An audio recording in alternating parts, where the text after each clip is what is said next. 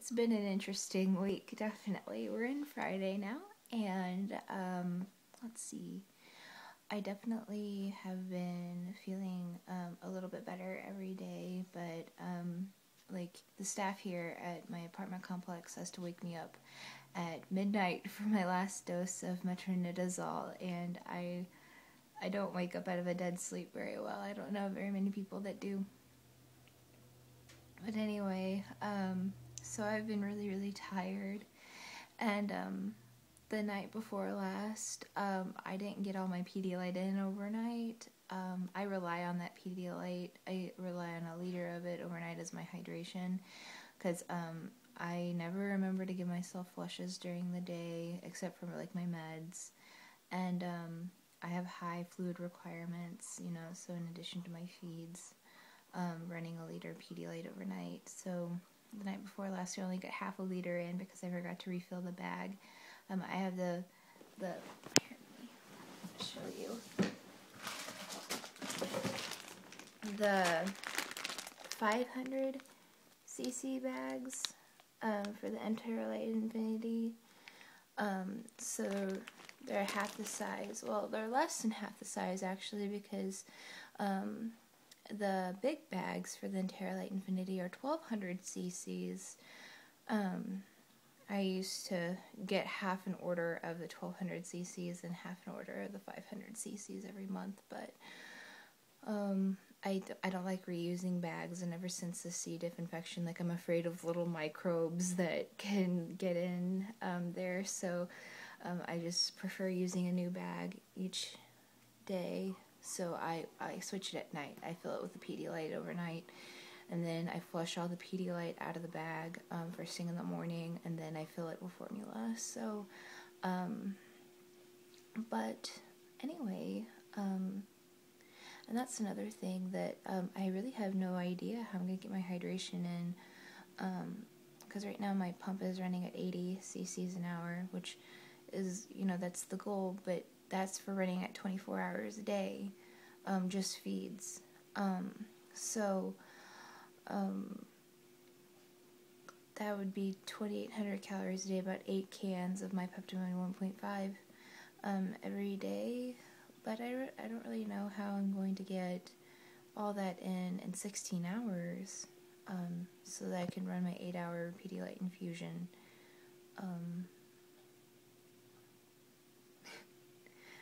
If anyone has any ideas, I'd like to hear them, because my doctor's pretty adamant that my caloric needs are higher than standard for someone of my age, weight, height, activity level. So probably due to malabsorption issues. And while I haven't lost tons and tons of weight recently, I like, you can tell that I'm a little more pale and everything, and so I would like to get better, and I'd like to get better faster. So but anyway, I went to the gym yesterday with my friend, and it's a lot more fun going with someone, definitely, because normally I'm like a solo gym goer, and I know that, maybe going to the gym yesterday wasn't the best choice that I've ever made, but at the same time, it felt really good to be back, and I thoroughly kind of exhausted myself, but it wasn't bad. It wasn't unhealthy. I didn't push myself so that I was feeling sick or dizzy or anything like that. It was just like, whoa, I haven't been here in a while, and, I can't do everything that I was doing a month ago. So it's definitely a big motivator to get better, to get back to my original calorie level, so that I can do the things that I love to do, which includes, but not limited to, working out, hanging out with friends, staying up late, texting friends, reading. I'm an avid reader, and it actually takes quite a bit of brain energy to read, and when you don't have brain energy coming in, in the form of calories from whatever source, you can't function. I mean, I can't, at least. I don't know about the rest of you. And I, spent a lot of years, 14 years, anorexic, and I would read books, but I would like forget everything that I read, and I guess it didn't really bother me until I started this recovery path like so seriously, and now I'm like, what? I don't even know. And so like whenever I don't get enough calories, I wonder how I did it for so long, but I don't want to go back there. So but anyway, let's see what else is going on. Definitely having improvement in the symptoms of the C. diff. I have 4 more days of metronidazole left, and I think that the infection is definitely going away, so I'm really happy about that. But I'm definitely really cautious, like more so like washing my hands constantly, because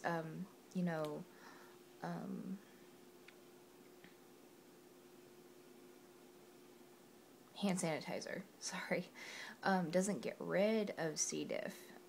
Because you know how it says it gets rid of 99% of bacteria? Well, C. diff is one of the 1% that it doesn't get rid of, so, oops. Anyway, and I think, did I tell you guys I didn't get any hydration in at all last night? I went to get a liter of Pedialyte out of my cabinet, and there wasn't any in there, and I was like, oh no, and I have this stuff at home to make a rehydration solution similar to Pedialyte, but by the time I got home last night, and I was just super tired, so I just didn't have it in me to mix it all up and pour it in and all that stuff, so I didn't get hydration in last night, and but I'm really happy that my lips at least look normal still, but I credit that to this stuff. This stuff really works, and I really recommend it to those of you guys that are non-oral or NPO or have chronic problems with dry mouth, dry lips, because this is really, like, I was using Aquaphor, and it's kind of cumbersome to take a little thing of Aquaphor with you everywhere you go. So, I saw like this at Target, and I was like, well, it's like worth a try, the packaging's cute at least, and it, a little more socially acceptable than busting out a thing of Aquaphor, because like most people are like, isn't that for your hands and feet? And I'm like, well, it works really well for your lips too. So and the taste is a lot better than the Aquaphor. I mean, it doesn't have a strong flavor to it, but it's got at least a scent, and the Aquaphor doesn't. So, but if you're allergic to fragrances, don't go with this stuff, because it does have a fragrance. And I'm trying to think what else. There's really not a whole lot else.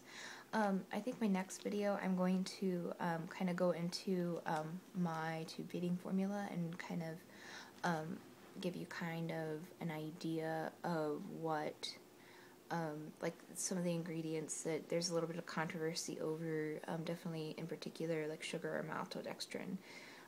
And I just really wanted to clear up a couple things for those out there that are like, well, sugar wipes out your immune system, sugar does this and that and the other thing. Excessive sugar for someone that is able to take in other carbohydrate sources, like that might be true, but if your sole source of carbohydrate is in the form of sugar, your body adapts. But I'll go into that in my next video. So anyway, I hope you guys have a happy Friday and have a great weekend. I know I will. So I'll talk to you guys later. All right, bye.